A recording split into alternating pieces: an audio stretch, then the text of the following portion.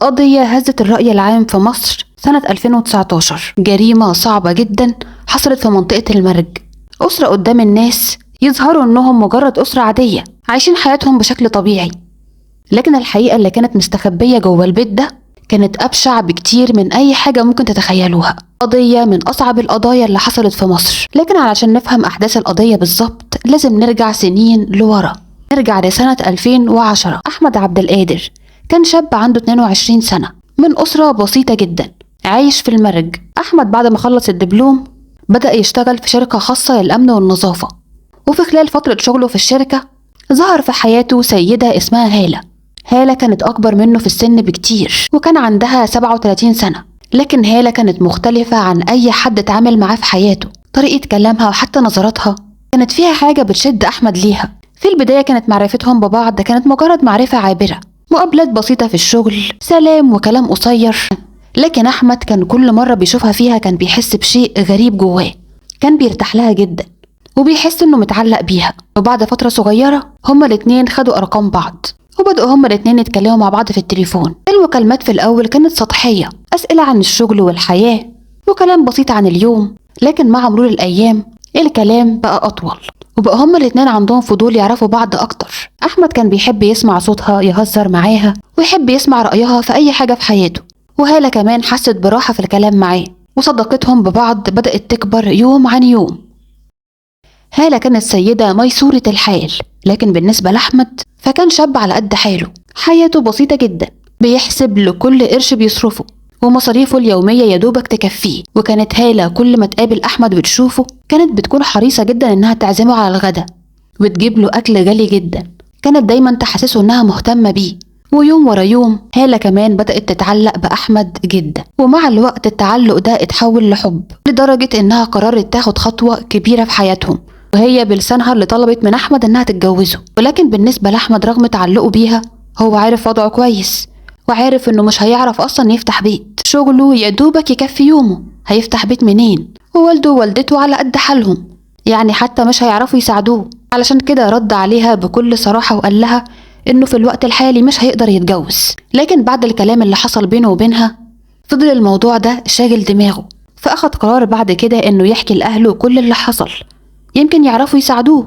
وقال لهم كمان عن رغبته إنه عاوز يتجوزها، ولكن أهله في الوقت ده رفضوا تماما إنه يتجوز هالة. الموضوع ما كانش بالنسبة لهم قلة فلوس وبس، لأ، هم كانوا شايفين إن الجوازة دي من الأساس مش مناسبة، وفكرة إنه يتجوز واحدة أكبر منه بحوالي 15 سنة دي حاجة مرفوضة تماما. ده غير إن هالة كانت متجوزة قبل كده وهو ما سبقش ليه الجواز، فكانوا شايفين إن دي أسباب كافية جدا إنهم يرفضوا. لكن أحمد فضلت الفكرة في دماغه، ورغم إن الفكرة في دماغه وهو حابب إنه يتجوز هالة بدأ يقول لنفسه إن العلاقة دي صعب جدا تتحول لجواز. فضل واقف قدام نقطة أنا هجيب فلوس منين. لكن في الناحية التانية هالة كانت عايشة إحساس مختلف تماما، كانت حاسة إنها بتحب أحمد كل يوم أكتر من اليوم اللي قبله، والموضوع بالنسبة لها ما بقاش مجرد إعجاب وراحة في الكلام. أحمد بقى جزء أساسي في حياتها، تفكيرها كله بقى فيه، وكل تفاصيل حياتها بقت مرتبطة بيه. وعلشان كده رغم كلام أحمد هي فضلت متمسكة بيه، ومهما حاول يكلمها عن ظروفه كانت بتحاول إنها تلاقي حل.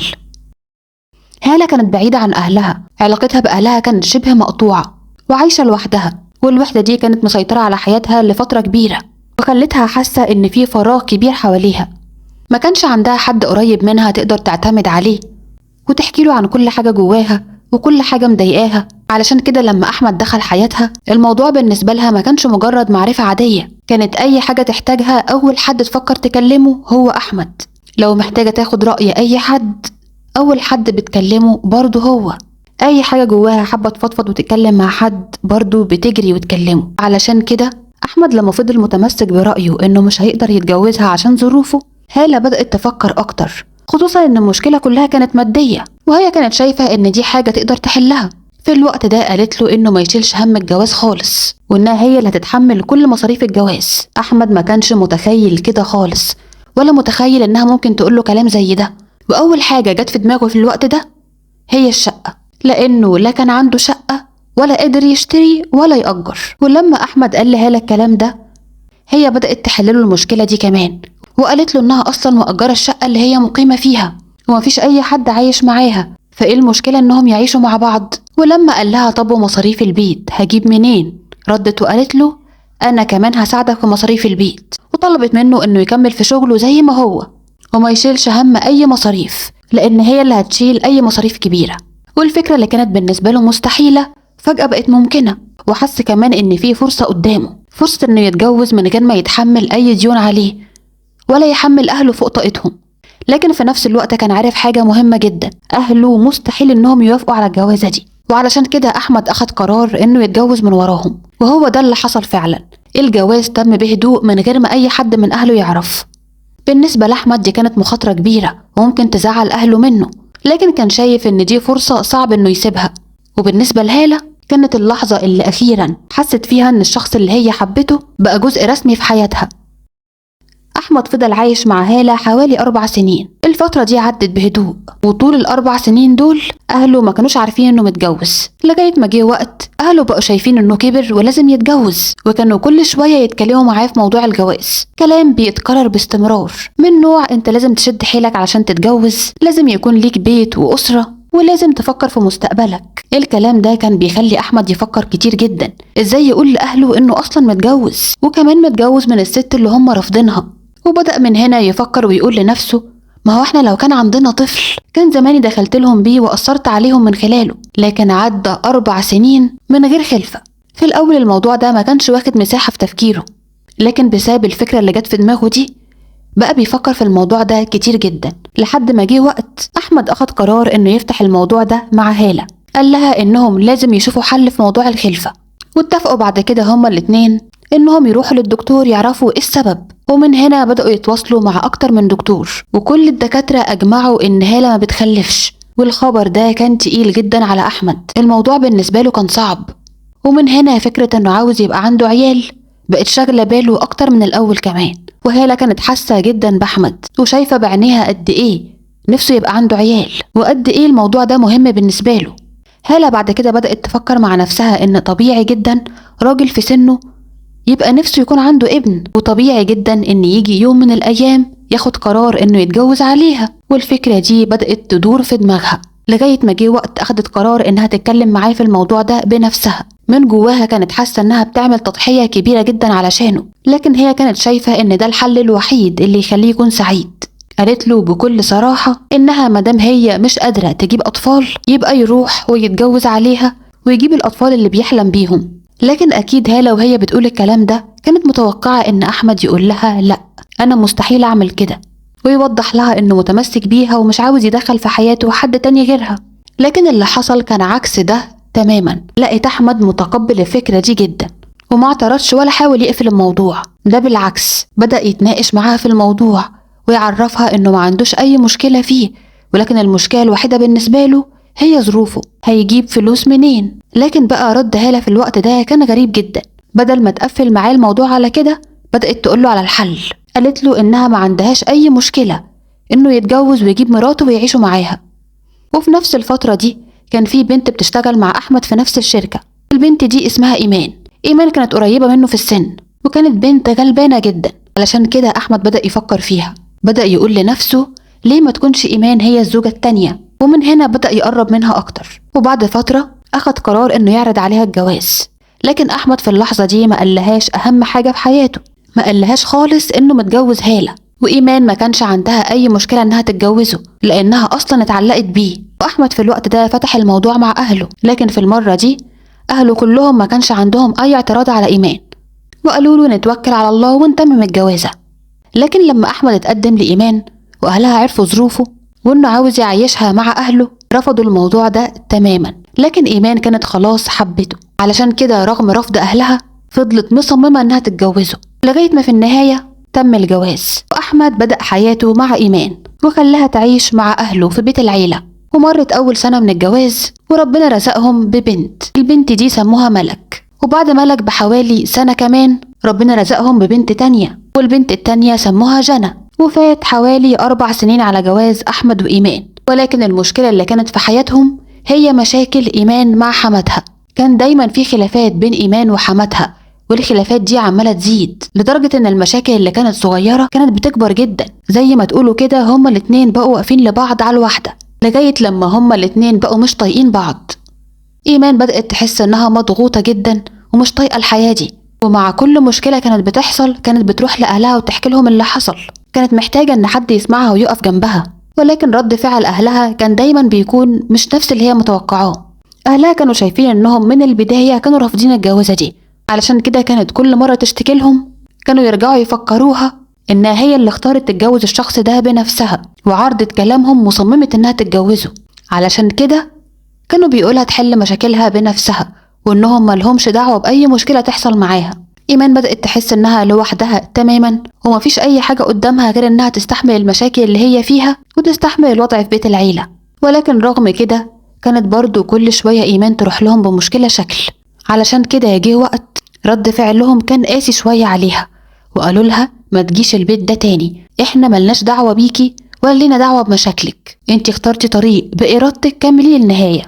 إيمان خرجت من عندهم وهي مش طايقة نفسها، وشافت ان خلاص طريقهم اتقفل خالص بالنسبة لها، بقى مستحيل انها تقدر تقنعهم انهم يقفوا معاها. لغاية ما في يوم من الأيام حصلت مشكلة كبيرة جدا بين إيمان وحماتها، لدرجة ان إيمان في اليوم ده شتمت حماتها. وحماتها أول ما لقت ان إيمان بتشتمها اتعصبت جدا، وقالت لابنها خد مراتك واطلع من هنا، انا مش عاوزاها تكون موجودة في البيت. احمد لقى نفسه فجأة في موقف صعب، وما كانش قدامه اختيارات كتير. والدته كانت مصممة انها مش عاوزاه في البيت ولا هو ولا مراته، علشان كده لم شنطهم واخد إيمان والبنات وخرجوا من البيت. في الوقت ده البنت الكبيرة ملك كان عندها 3 سنين، واختها الصغيرة جنى كان عندها 2 سنين. بعد ما خرجوا من بيت العيلة أحمد وإيمان لقوا نفسهم مش عارفين يروحوا فين. الموقف كان صعب جدا، خصوصا إنهم معاهم بنتين صغيرين. إيمان في الوقت ده مفكرتش كتير، اتصلت على طول بأهلها وحكت لهم اللي حصل. لكن أهلها قرروا لها نفس الكلام تاني، شوفي حياتك وإحنا ملناش دعوة بيكي، وبعد كده قفلوا في وشها.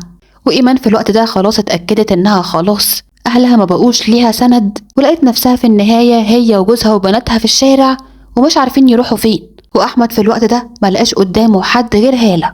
بدأ يفكر إنها قبل كده قالت له ابقى هات مراتك وعيش معايا، لكن إيمان ما تعرفش أصلا إنه متجوز. علشان كده لما فكر يروح لهالة ما قدرش يصارح إيمان بالحقيقة، قال لها إن في واحدة قريبته ممكن يقعدوا عندها لغاية لما يلاقوا بيت يروحوا له. وبعد كده اتصل بهالة وقال لها كل حاجة حصلت، وعرفها إنه محتاج لها جدا ومحتاج إنه يروح لها هو ومراته وبناته. ولما هالة سمعت من أحمد كل اللي حصل قالت له مفيش أي مشكلة، هات مراتك وبناتك وتعالوا. وإيمان خدت بناتها وراحت مع أحمد عند هالة، وهناك اتصدمت صدمة عمرها لما عرفت بعد كده إن أحمد وهالة متجوزين، وإن جوازهم من البداية خالص كان مبني على كذبة. إيمان جالها انهيار من اللي حصل ده، ولكن في النهاية هي مفيش عندها أي حاجة تعملها، مفيش لا بيت تروحه ولا عندها حتى إمكانية تصرف على بناتها. الطبيعي في وقت زي ده إن يكون فيه توتر كبير في البيت، ولكن اللي حصل كان العكس تماما. هالة كانت بتعامل إيمان وبناتها أحسن معاملة، كانت حريصة جدا إنها تحسسهم إن وجودهم معاها مش مسبب لها أي مشكلة. والبنات كانت بتدلعهم جدا وبتجيب لهم حاجات حلوة وبتهتم بيهم. كل تصرفاتها كانت بتبين إنها متقبلاهم جدا ومبسوطة بوجودهم، لكن الحقيقة اللي كانت جواها عكس كده تماما. كل اللي كانت بتعمله ده ما كانش طالع من قلبها. هالة كانت عمالة تكتم جواها إحساس صعب جدا، الغيرة كانت بتاكل فيها من جوه، لأنها شايفة بعينيها الراجل اللي كانت شايفاه كل حياتها جاي يعيش معاها مع زوجة تانية، ومعاه منها كمان طفلين. طبعا حاجة صعبة جدا حتى لو حاولت تخبي. ويوم بعد يوم بقت حاسة ان وجود إيمان والبنات قدامها بيضغط عليها، والإحساس اللي جوه هالة بقى عمال يزيد، وفكرة انها مش قادرة تخلف ما كانش بتطلع من دماغها. ورغم انهم راحوا لكذا دكتور وتأكدوا انها مستحيل تخلف، بقت تروح تاني لدكاترة وتحاول تاني، ولكن بدون أي فايدة. ومع الوقت بدل ما الموضوع يكون جواها مجرد حزن بدأ يتحول لغضب، لأنها بقت شايفة الفرق قدامها طول الوقت. إيمان قاعدة ومعاها البنات وجوزها مبسوط جدا بيهم، وهي مش عارفة تبسطه زي ما إيمان بسطاه. ومع تصاعد المشاعر دي بدأ يدخل جواها تفكير شيطاني. بدأت تقنع نفسها إن الحل الوحيد عشان ما تشوفش الفرق ده قدامها إنها تتخلص من البنات. الموضوع ده بقت تفكر فيه كل يوم، ومرة ورا التانية بدأت تفكر هتنفذ اللي في دماغها ده إزاي. بدأت تفكر إزاي تكون هي المتحكمة في حياتهم كلها، ولقت إن أكتر حاجة تخليها متحكمة بالشكل ده هي الفلوس، فبقت هي اللي بتصرف تقريبا على كل حاجة في البيت، مصاريف البيت اليومية، احتياجات البنات، مصاريف إيمان نفسها. واللي حصل بعد كده إنها بدأت تتكلم مع أحمد في موضوع شغله. بدأت تقوله إن شغلك ده مجهود على الفاضي، انت بتشتغل لكن المصاريف كلها أنا اللي بصرفها، فتشتغل ليه؟ الكلام كان كل شوية بيتكرر مرة ورا مرة، لغاية ما في يوم أحمد اقتنع بكلامها وقال لنفسه طب ما صح، بدل ما افضل تعبان في الشغل اقعد في البيت، كده كده الشغل بتاعي ده ما بيعملش حاجة. ولما أحمد ساب شغله وبقى اعتماده كله عليها، بدأت بقى في الوقت ده هالة تشتكي. بدأت تقوله إن المصاريف كتير جدا عليها وهي مش عارفة تتحمل الوضع. هي كانت فاكرة نفسها إنها هتقدر، ولكن لقت نفسها مش قادرة. وفي الوقت ده اتكلمت مع أحمد وقالت له أنا عندي ليك فرصة شغل هتغير حياتك خالص، وهتعرف من خلالها إن أنت تصرف على البيت كويس جدا، شغل أحسن من شغلك اللي سبته مليون مرة. أنا هجيب لك ميكروباص تشتغل عليه. أحمد طبعا فرح جدا بكلامها، لأنه فعلا لما تجيب له ميكروباص هيدخله دخل كويس جدا. وفضلت سايباه فترة متعلق بالموضوع ده ومستني حلم الميكروباص، مستني إنها تجيبهوله، ولكن ما كانتش بتجيبه، كانت عمالة تشتكي وبس. وفي يوم من الأيام أحمد فتح معاها موضوع الميكروباص وقال لها مش انتي قلتي إن انتي هتجيبهولي؟ هنا بقى هالة اتأكدت إن خلاص الميكروباص بقى بالنسبة لأحمد حلم. وفي الوقت ده قالت له لا أنا غيرت رأيي مش هجيبهولك. ومن هنا الفكرة بقت عمالة تكبر في دماغه، هو بقى مصمم إنه عاوز الميكروباص، فبقى عمال يفكر إزاي يخليها ترجع تاني تفكر في الموضوع وتنفذ اللي هي قالته. ولما خلاص هالة بدأت تفكر إن الموضوع كبر جدا في دماغ أحمد، بدأت تفكر في الخطة التانية اللي في دماغها. هي كانت بتحاول على قد ما تقدر تضيق الدنيا قوي على أحمد وتخلي حلم الميكروباص يزيد جواه. قالت له أنا مش عايزاك ولا أنت ولا مراتك ولا عيالك في البيت، أنا مش مرتاحة أبدا في الوضع ده، خد مراتك وبناتك واطلعوا من هنا، شوفوا لكم مكان تاني تروحوه. طبعا دي كانت صدمة بالنسبة لأحمد، هو ما عندوش أي مكان يروحه ولا عنده مصدر رزق، فما كانش عارف يعمل ايه ويروح لمين.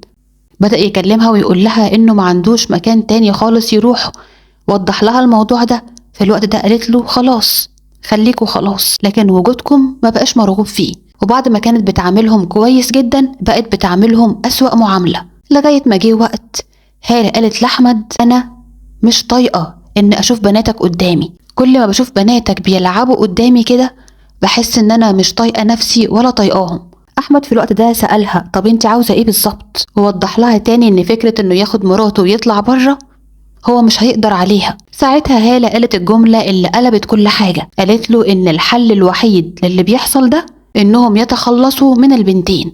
أحمد اتصدم من الكلام، رد عليها وقال لها ايه اللي انت بتقوليه ده مستحيل يحصل، انت مجنونة. لكن قالت له إن مقابل إنه يتخلص من البنتين هتجيب له الميكروباص، وساعتها هيبقى عنده شغل بيدخله دخل كويس ومستقر وهيكون مرتاح في حياته.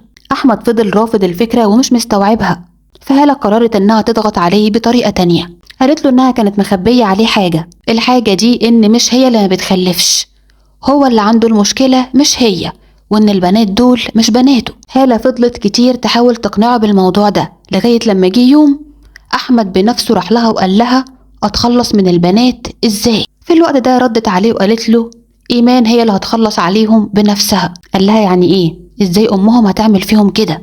وفضلوا هما الاتنين يتناقشوا في الموضوع، وهالة عرفت أحمد كل الخطة اللي في دماغها. واللي حصل بعد كده إن أحمد بدأ يضغط على إيمان بالكلام، بدأ يقول لها إنه مش قادر يتحمل مسؤوليتها هي والبنات، وقال لها بكل صراحة خدي بناتك وامشي من هنا. إيمان طبعا اتصدمت، سألته همشي أنا والبنات أروح فين؟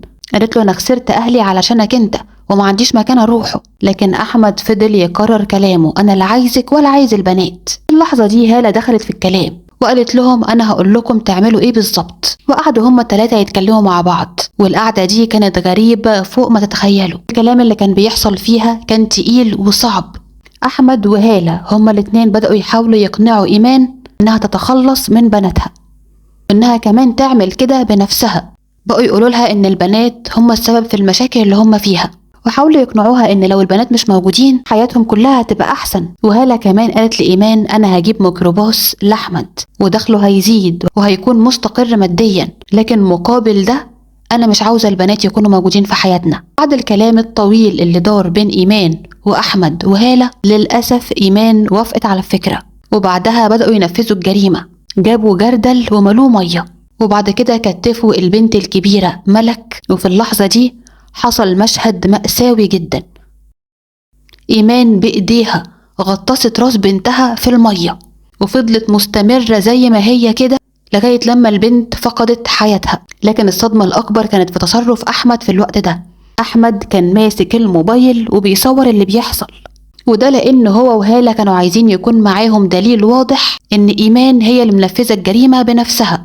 وكمان اتفقوا إن تصوير الجريمة دي هيكون ورقة ضغط على إيمان علشان ما تقولش أي حاجة حصلت وتدبسهم هم في الجريمة. المهم إن في الوقت ده كانت كمان الطفلة جنى متكتفة، وجنى كانت متكتفة وشايفة بعينيها اللي بيحصل في اختها ملك. كانت عمالة تصرخ بصوت عالي، لكن مين هيحس بطفلة صغيرة بتصرخ؟ المشهد كان كفيل يكسر قلب أي إنسان، ولكن الغريب إن اللي كانوا واقفين في المشهد ده ما اتحركوش. أحمد واقف ماسك الموبايل ومركز في التصوير، وهالة واقفة جنبه شايفة كل حاجة بتحصل قدامها. وبعد ما خلاص ملك ماتت، إيمان اتجهت ناحية جنى، واللي حصل اتكرر المرة التانية. إيمان خدت بنتها التانية وعملت فيها نفس اللي عملته في ملك، وأحمد فضل واقف وبيصور كل حاجة. وبعد ما الجريمة حصلت، التلاتة بدأوا يفكروا في الخطوة اللي بعدها. دلوقتي قدامهم جثتين ولازم يتخلصوا منهم، لكن هالة مجهزة لكل حاجة عاوزة تعملها.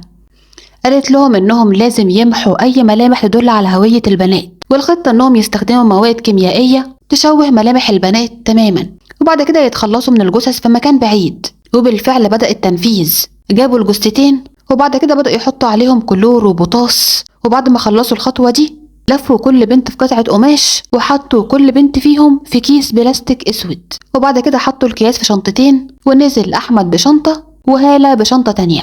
أما بالنسبة لإيمان فحبسوها في الشقة. وأحمد عمل حاجة غريبة عشان يضمن إنها ما تطلعش من البيت، وصل كهرباء للأكرة بتاعت أوضتها، يعني لو إيمان حاولت بس تمسك الأكرة تتكهرب على طول. وبكده إيمان بقت محبوسة جوه الأوضة، وأحمد وهالة هما الاتنين اتخلصوا من الجثث، رموهم في رشاح الخصوص. والوقت عدى والجثتين اتحللوا في الصرف، وكأن ملك وجنى اختفوا من الوجود. بعد كده أحمد بدأ يفكر تاني في الاتفاق اللي كان بينهم. هو من البداية خالص نفذ الجريمة دي بسبب طمعه، لأنه عاوز الميكروباص. فبدأ يكلم هالة تاني ويقول لها أنا عملتلك كل اللي انت عايزاه، ناقص بقى انك تشتري الميكروباص اللي انت وعدتيني بيه. واللي حصل بعد كده ان هالة نفذت اللي هي قالت له عليه وجابت له الميكروباص، واحمد بدأ يشتغل عليه، ومع الشغل الفلوس بدأت تدخل جيبه، وبقى حاسس ان حياته بدأت تتحسن ماديا.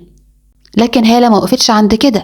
بعد ما الموضوع عدى بدأت تطلب منه طلب تاني، قالت له انه لازم يطلق ايمان. احمد في الوقت ده رد عليها وقال لها طب لو انا طلقتها هتروح فين؟ هي اصلا ملهاش اي مكان تروح له. احمد كان بيوضح لها ان المشكله ان ايمان ملهاش اي مكان تروح له، ولكن في الحقيقه بنسبه كبيره هو كان عاجبه الوضع، واحد متجوز 2 وظروفه الماديه بدات تتحسن، بالنسبه له كده الحياه حلوه. لكن هالة ما بطلتش محاولاتها، كانت بتحاول بكل طاقتها انها تبوظ علاقه ايمان واحمد. لكن رغم كل ده العلاقه بينهم فضلت مستمره. وعدى حوالي 2 شهر، واللي حصل بعد كده ان ايمان عرفت انها حامل. ايمان كملت حملها عادي جدا، وعدت الشهور لحد ما في النهاية ولدت وجابت ولد. أحمد في الوقت ده بقى حاسس إنه متمسك بالولد ده، عاوز يعوض اللي فات ويهتم بيه ويربيه كويس، خصوصا إنه اتأكد إن ما كانش فيه خيانة ولا حاجة، لأن إيمان ما كانش بتخرج من البيت خالص. لكن برضو الوضع ده ما كانش عاجب هالة. هالة كانت شايفة إن وجود طفل جديد في حياة أحمد وإيمان ممكن يقربهم من بعض أكتر، والعلاقة بينهم تبقى أقوى، ودي حاجة هالة لا يمكن تقبلها. علشان كده بدأت تفكر في خطة جديدة، وبعد ما فكرت كويس جدا قعدت مع أحمد مرة تانية، بدأت تكلمه وتقوله إنها معاها مبلغ كويس وتقدر تساعده إنه يسافر يشتغل في الخليج. طبعا السفر بالنسبة لأحمد فرصة هتغير حياته تماما، وهيبقى بيكسب فلوس أكتر بكتير. قالت له إن هو يسافر الأول وهي تفضل موجودة مع إيمان شوية، وبعد كده تلحقه هي كمان. الكلام كان مغري جدا بالنسبة لأحمد، سفر وفلوس في إيده ومستقبل ممكن يتغير تماما. لكن طبعا هالة ما كانتش بتقول الكلام ده من غير مقابل. وسط الكلام قالت له كل ده أنا هعمله لك، ولكن بشرط واحد. الشرط ده إن أنا مش عاوزة الطفل ده في حياتنا، وعاوزة نفس اللي حصل قبل كده مع البنتين يحصل تاني مع الولد، ومقابل ده انا هنفذ كل اللي قلتلك عليه. احمد بدأ يفكر، وعلشان هو انسان طماع وافق على كلامها، خصوصا انها وعدته قبل كده بالميكروباص ونفذت كلامها، فاكيد زي ما نفذت وعدها ليه قبل كده هتنفذ وعدها ليه المرة دي، ومستقبله هيكون احسن بكتير. وهالة بعد كده قالت له ان اللي هيحصل بعد كده ان هما التلاتة هيكونوا عايشين سوا ولكن بدون اطفال، يعني ما يكونش في اي فرق بينها وبين ايمان. وهالة واحمد لما فتحوا الموضوع ده مع ايمان في الاول رفضت تماما، كانت المرة دي متمسكة جدا بالولد، لكن رفضها ما عجبهمش، بدأوا يضغطوا عليها بالكلام، لكن في المرة دي الكلام ما جابش معاها نتيجة، فالكلام اتحول لضرب. كان ضرب صعب جدا لدرجة انهم كانوا بيكهربوها. فضلوا على الحال ده فترة لحد ما ايمان في النهاية انهارت تماما ووافقت على اللي هم قالوا لها عليه. وبعد ما وافقت اتكرر نفس السيناريو من جديد، اللي حصل مع البنتين حصل تاني مع الطفل. واحمد زي المرة اللي فاتت كان واقف ماسك الموبايل وبيصور، وبعد كده اتخلصوا من الطفل زي ما اتخلصوا بالظبط من البنتين، خدوا الولد ورموه في نفس المكان. لكن في المرة دي اللي حصل كان مختلف شوية، لان المية ما خدتش الجثة لجوه زي المرة اللي فاتت، المية حدفته على البر. ورجع بعد كده احمد وهالة على البيت، لكن هالة ما كانتش ناوية تقف عند كده، بدأت تقول لأحمد إنها مش عاجبها إن إيمان تفضل عايشة معاهم، لكن في نفس الوقت هالة كانت عاوزة تعذبها. ومن هنا بدأ فصل جديد في القصة. أحمد وهالة هما الاتنين بدأوا يعذبوا إيمان بأبشع طريقة ممكن تتخيلوها، ضرب، جلد، إهانات مستمرة، صدمات كهرباء، وكانوا حارمينها حتى من الأكل، بيأكلوها بس الأكل اللي يعيشها. لكن أبشع حاجة حصلت كانت إنهم بعد كده وصلوا لمرحلة إنهم حقنوا عينيها بكلور، وطبعا إيمان فقدت بصرها، وفضلت حوالي شهر كامل على الحال ده، تعذيب يومي، قلة أكل، وكمان ما بقتش بتشوف. في الوقت ده كانوا ساكنين في شقة إيجار جديد في المرج، والعمارة نفسها اتباعت، وجت صاحبة العمارة الجديدة بدأت تشوف سكان الشقق اللي في العمارة وتراجع العقود معاهم، وهي بتلف على الشقق وصلت لشقة هالة وأحمد وإيمان. هي كانت شايفاهم قبل كده هما التلاتة، وكانت شايفة كمان معاهم البنتين، طبعا ده قبل ما البنتين يتقتلوا. راحت لهم وخبطت على الباب لأنها عارفة إنهم عليهم إيجار متأخر. راحت أول مرة وفضلت تخبط كتير جدا، مفيش حد بيفتح. تاني يوم عدت وخبطت تاني، برضو مفيش حد بيفتح. الموضوع اتكرر كذا مرة لحد ما في يوم قررت إنها تفضل واقفة قدام الباب ما تمشيش. فضلت واقفة وكل شوية تخبط، وفضلت على الوضع ده فترة طويلة لحد ما في الآخر الباب اتفتح، واللي فتح لها الباب كان أحمد. قالت لأحمد هو في ايه؟ انا كل يوم بخبط عليكم محدش بيرد، لدرجة ان انا قلقت عليكم، انتوا كويسين؟ احمد رد عليها على طول وقال لها لا ما تقلقيش احنا كويسين مفيش اي حاجة. فبدأت بعد كده تتكلم معاه في موضوع الشقة، قالت له انهم عليهم ايجار متأخر، وعلشان كده سابت لهم مهلة شهرين بس وبعد كده يسيبوا الشقة ويمشوا.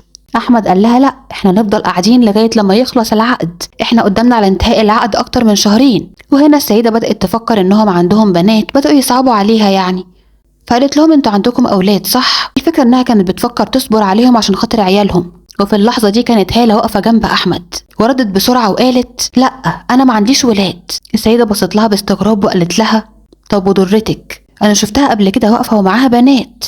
هالة ردت وقالت لا انا ما اعرفش. طبعا صاحبة العمارة استغربت جدا لانها كانت شايفة قبل كده ايمان واقفة ومعاها بناتها، فازاي هالة ما تعرفش؟ وفي وسط الكلام ده احمد قال لها طب استني هنا خليكي واقفة لي شوية، انا هدخل جوه واجيب لك العقد. واحمد دخل على جوه ودخلت وراه هالة. وفي اللحظة دي حصلت حاجة غير متوقعة، في باب أوضة جوه الشقة اتفتح وخرجت منه إيمان، كانت ماشية ببطء لأنها أصلا مش شايفة حاجة. طلعت ناحية الباب وهي واقفة على رجليها بالعافية وقالت بصوت ضعيف أرجوكي ساعديني. وبعد كده كملت كلامها وهي منهارة، قالت لها دول حبسوني وخلوني أفقد بصري، وكمان فضلوا يهددوني لغاية لما خلوني قتلت عيالي. إيمان قالت الكلام ده بسرعة وبعد كده دخلت تاني للأوضة. وبعد لحظات خرج بعد كده أحمد وهالة. أحمد كان ماسك العقد وقال لها اتفضلي هو ده العقد. صاحبة العمارة أخدت العقد وبصت له بسرعة وهي مش فاهمة أي حاجة فيه ولا بتقرأ فيه أي حاجة، هي كل اللي في دماغها الكلام اللي قالته إيمان. وبعد كده سلمتهم العقد تاني وقالت لهم خلاص تمام واستأذنتهم ومشيت. لكن أول ما نزلت من العمارة راحت على طول على اسم الشرطة، بلغت الشرطة بكل اللي حصل، ورجال الشرطة اتحركوا فورا وطلعوا للشقة وخبطوا على الباب. وبعد شوية الباب اتفتح لهم، وأول ما إيمان سمعت صوتهم وعرفت إن الشرطة واقفة بره خرجت من الأوضة وهي منهارة تماما، وقالت لهم وهي مرعوبة: الحقوني، الناس دي بيموتوني بالبطيء، حبسوني وعذبوني وخلوني أقتل عيالي. في الوقت ده رجال الشرطة خدوا أحمد وإيمان وهالة وراحوا بيهم على القسم عشان يبدأ التحقيق معاهم. إيمان بدأت تحكي كل حاجة حصلت من الأول للآخر، من أول ما اتجوزت أحمد لغاية ما خلوها تخلص على العيال. وبعد ما رجال الشرطة سمعوا كل كلامها سألوها: الجثث فين؟ ردت عليهم وقالت لهم: اترمت في رشاح الخصوص. وعلى طول رجال الشرطة راحوا لرشاح الخصوص وبدأوا يدوروا على الجثث، لكن البنات ما كانش ليهم أي أثر. الجثمان الوحيد اللي لقوه هو الطفل الرضيع. وبعد كده تم عمل تحليل DNA عشان يتأكدوا هل الطفل ده ابن فعلا أحمد ولا لأ، والنتيجة بتاعت التحليل أثبتت إن الطفل فعلا ابن أحمد. وأحمد في الوقت ده ما كانش قدامه أي حل غير إن هو يعترف بكل حاجة عملها. وبعد انتهاء التحقيقات التلاتة توجه ليهم تهمة القتل العمد مع سبق الإصرار، والقضية اتحولت للمحكمة. وفي يوم 28 فبراير سنة 2022 صدر الحكم. المحكمة حكمت على المتهمين التلاتة بالإعدام، ولكن اللي حصل بعد النطق بالحكم كان صادم جدا. أحمد أول ما سمع الحكم وقع على الأرض فجأة وجات له سكتة قلبية ومات في نفس اللحظة. يعني ما قدرش يتحمل حتى فكرة إنه يتحكم عليه بالإعدام، لكن قدر يقتل أولاده التلاتة. لو عجبكم محتوى القناة متنسوش تعملوا لايك للفيديو واشتراك في القناة، واستنوا مني قصة جديدة.